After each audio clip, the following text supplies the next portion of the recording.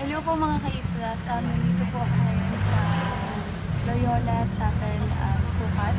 At alam ko po, aware po kayo na yung mahal po natin kaibigan na si Jam. Pumanaw niya. So, nandito po kami para makiramay. At gusto ko pong i-share sa inyo na sobra pong malaki yung utang na loob po kay Jam. Isa po siya sa dahilan kung bakit po ako nandito ngayon, nandito para sa inyo. Siya po yung malaking dahilan nun. Tinanggap niya po ako sa grupo nila ng taos puso, kaya sobra pong mahal po talaga namin si Jam. Tapos, ayun. So, alam ko po masaya na po siya kasama po si Kurt sa taas.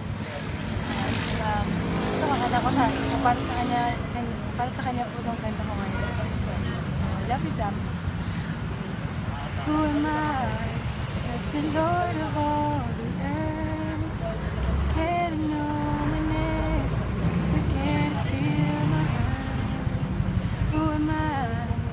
That the bright and morning star choose to light away on my ever wandering heart.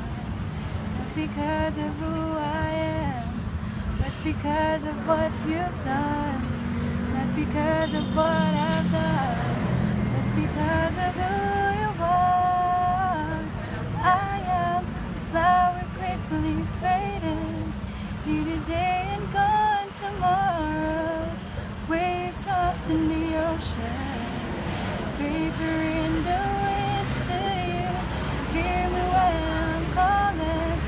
Will you catch me when I'm falling? Oh, you told me who I am. I'm yours. Who shall I feel? I'm yours. Ayun. So, mag-ingat ka dyan, Jam. Sobrang mahal na mahal